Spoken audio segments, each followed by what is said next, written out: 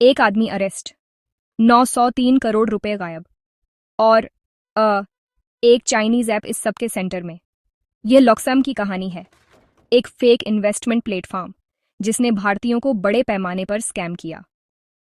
Hello और हमारी इस डीप डाइव में आपका स्वागत है, जो इंडिया को हिला देने वाले latest high profile cyber fraud case पर है। 30 जून 2025 को एनफोर्समेंट डायरेक्टरेट या ईडी ने दिल्ली के रोहित विज को 903 करोड़ रुपए के मनी लॉन्ड्रिंग केस में अरेस्ट किया, जो लॉक्सम नाम के एक चाइनीज लिंक्ड ऐप से जुड़ा है। तो आइए इसे पूरी तरह समझते हैं। कौन शामिल है, यह कैसे हुआ और इसका आपके लिए क्या मतलब है। लॉक्सम एक तथाकथित इन्वेस्टमेंट ऐप था जिसने लोगों को असामान्य रूप से हाई रिटर्न का वादा किया था। इसने एक प्रतिष्ठित फ्रेंच मल्टीनेशनल से जुड़े होने का दावा किया, लेकिन ईमानदारी से कहूं तो वह पूरी तरह झूठ था। हजारों भारतीयों को पैसे जमा करने के लिए बरगलाया गया, मुनाफे की उम्मीद में। लेकिन इसके बजाय उनके फंड को एक बड़े लॉन्ड्रिंग नेटवर्क में भेज दिया गया। 30 जून 2025 को एनफोर्समेंट डायरेक्टरेट ने दिल्ली भर में रेड्स करने के बाद रोहित विज को अरेस्ट किया। माना जा रहा है कि वह मनी लॉन्ड्रिंग ऑपरेशन के मुख्य मास्टरमाइंड्स में से एक है। फिर 2 जुलाई को ईडी ने रोहित विज से जुड़े 5 और लोकेशंस पर रेड की और आपत्तिजनक डॉक्यूमेंट्स, बैंक रिकॉर्ड्स और विदेशी ट्रांजैक्शंस के सबूत बरामद किए। तो यह केस असल में 2022 में हैदराबाद की साइबर क्राइम पुलिस द्वारा prevention of money laundering act या पीएमएलए के तहत दर्ज की गई एक एफआईआर से शुरू हुआ था। यह ऐसे काम करता था। विक्टिम्स ने लॉक्सम ऐप के जरिए पैसे भेजे। वह पैसा एक फेक इंडियन कंपनी सिंडाई टेक्नोलॉजीज प्राइवेट लिमिटेड के जरिए रूट किया गया।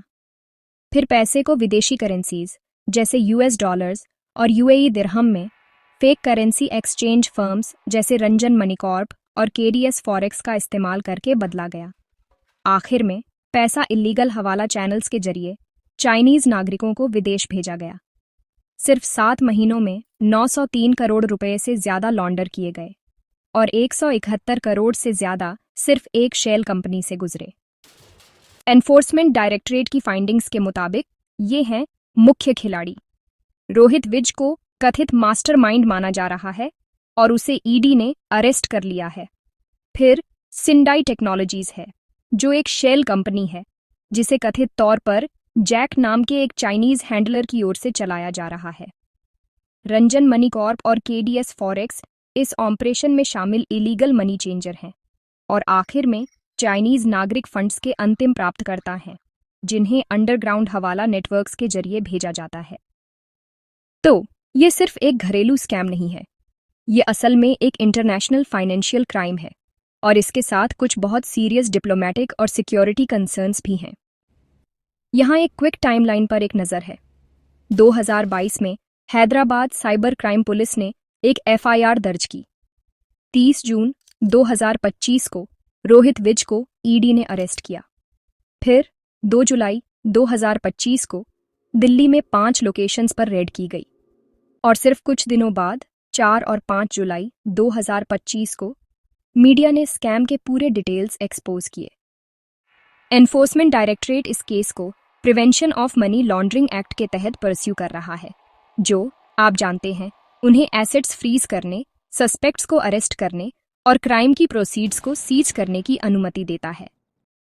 लॉक्सम फ्रॉड वाकई इंडिया के फाइनेंशियल सिस्टम में कुछ बड़ी कमजोरियों को उजागर करता है, खासकर जब बात अनरेगुलेटेड डिजिटल प्लेटफॉर्म्स, शेल कंपनियों के गलत इस्तेमाल और शेडी फॉरेन एक्सचेंज डीलर्स के जरिए पैसे के आसान कन्वर्जन की आती है।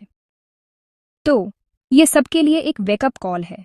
आपको कभी भी किसी ऐप या वेबसाइट पर भरोसा नहीं करना चाहिए जो ऐसे रिटर्न का वादा करती है जो सच होने के लिए बहुत अच्छे लगते हैं। और हमेशा यह चेक करना सुनिश्चित करें कि प्लेटफॉर्म आरबीआई, सीबी या भारत सरकार के साथ रजिस्टर्ड है या नहीं। रोहित विज की गिरफ्तारी, खैर यह तो बस शुरुआत है। अगले कुछ हफ्तों में और गिरफ्तारियां, एसेट सीजर और शायद इंटरनेशनल कून ऑपरेशन भी हो सकता है। जैसे जैसे इंडिया अपनी साइबर सिक्योरिटी और फाइनेंशियल रेगुलेशंस को मजबूत करता है, इस केस को क्रॉस बॉर्डर डिजिटल फ्रॉड्स के खिलाफ लड़ाई में एक बड़ा टर्निंग पॉइंट माना जा सकता है। तो बस अवेयर रहें, इन्फॉर्मेड रहें और कृपया अगले डिजिटल ट्रैप में न फंसे। इस कहानी के सोर्सेज में the Hindu, Live Mint, the Tribune और एनफोर्समेंट डायरेक्टरेट का ऑफिशियल स्टेटमेंट शामिल है। और बस एक क्विक डिस्क्लेमर, ये वीडियो केवल एजुकेशनल पर्पस के लिए है और यह 5 जुलाई 2025 तक पब्लिकली अवेलेबल रिपोर्ट्स पर बेस्ड है।